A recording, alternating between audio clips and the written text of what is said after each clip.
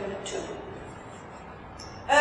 Last year I was having a rather rough time. I was very, very stressed at work. I was just utterly snowed under, and it just all got too much. Like, I remember sitting at our dining room table and just going, and it was out loud because nobody was in, thankfully, God, you have to help me. I can't do this anymore. I just cannot cope. Please, you just, I don't know what to do.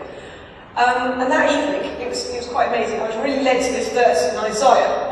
It's Isaiah chapter 40, verses 28 to 31. Do you not know? Have you not heard? The Lord is the everlasting God, creator of the ends of the earth. He will not grow tired or weary. His understanding no one can fathom. He gives strength to the weary and increases the power of the weak. Those who hope in the Lord will renew their strength. They will soar on wings like eagles. They will run and not grow weary. They will walk and not be faint. And for me, this just absolutely blew me away. It was like God was speaking utterly into my life. And suddenly I was filled with this sense of hope, this sense of excitement. It's like, I can do it. I can. With Him there, when I hope and trust in Him, suddenly it all becomes possible. Suddenly it all becomes doable. Now, if we want to be friends with God, we need to get to know God. We need to be knowing who He is, what He's like, what He promises, what He has promised and what He will promise, and how He will fulfill those promises. All of this we find in the Bible. The Bible tells us how we should be living as Christians. In 2 Timothy chapter 3, very smooth, it says, all Scripture is God-breathed and useful for teaching, rebuking, correcting, and training in righteousness, so that the man of God may be thoroughly equipped for every good work. Not just some good works, not just on Sundays, not just maybe on Wednesday evenings when you attend service, but every good work. The Bible is a guide for our life. Now, once again, people work in different ways. When I'm reading the Bible, I like to take a little chunk. I like to use Bible studies and notes, and I really like to dissect it. What's God saying? How can this apply to my life? What can I do here? How can it affect how I relate to other people and things? But sometimes that's just not enough. I really need to get the bigger picture of what God's saying. I need to read chunks at a time, get the overview of what God's saying. Different people work differently. My brother and a friend of his are trying to read the Bible in a year or something, and what they're doing is they're taking sort of 4 or 5 chapters a week, and they read them separately, and then they get together and they talk about it. And for my brother, that's great. It means he's got someone to engage with, someone to hold him accountable, so they can sit and discuss what the Bible's saying. What does it mean to you? Oh, that meant that to you. I'd never thought of it like that. And so for my brother, it's a real revelation. He's getting so stuck into the Bible. And also he's being held accountable to read it. Something utterly original I heard a couple of years ago, which just blew me away. Praying before we read our Bible. It sounds so very, very simple, but it's something that had just not occurred to me, ever. And suddenly I found my really dull morning Bible studies where I'm sat there going, I'm reading, oh, now I'm going to work. And suddenly I was excited. It was like, wow, it was like it was a roller coaster. It became amazing. I was learning so much and I was getting so excited and I was going to work so much more buzz just because I actually prayed that God would speak to me before I read the Bible. And suddenly a whole wealth of stuff got opened up to me. It was quite amazing. To go deeper with God, we need to be getting to know Him.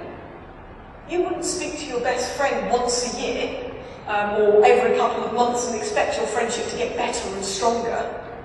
To get to know more of God and His plans for us, we need to be spending regular time with Him.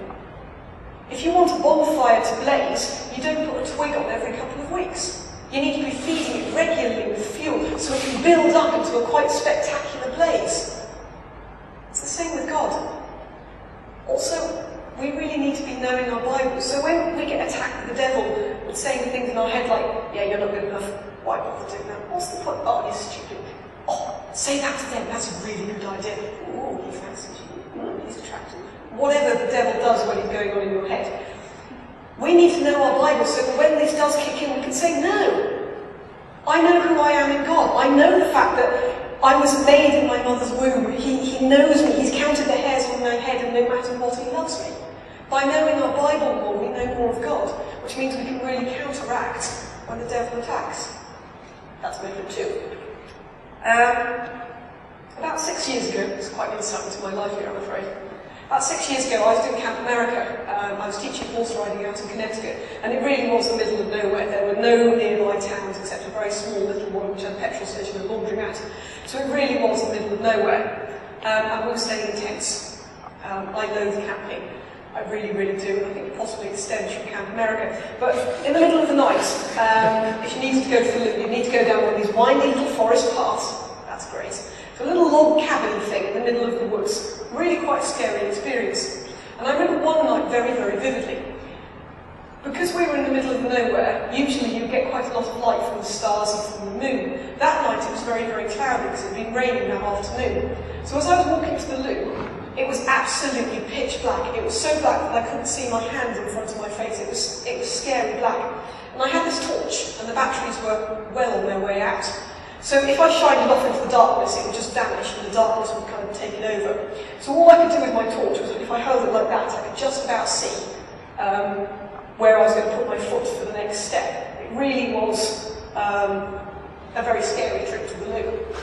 Now, God is our light. It says in Psalm 119, thank you, Psalm 119, God is our light. Jesus himself says in the book of John, he is the light of the world.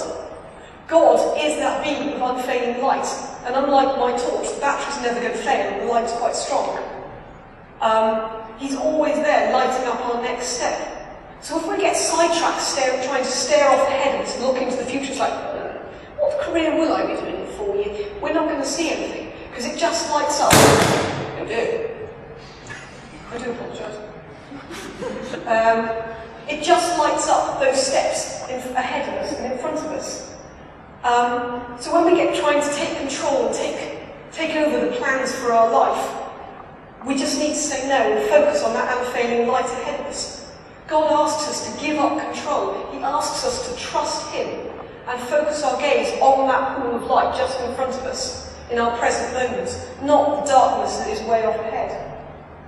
Our hope is in the promise that in all that confusion and obscurity of life's pathway, the next step will be illuminated by God's love and his grace. It's a promise we can trust, because when we look back over our previous journey, we can see where God has been faithful all along the way.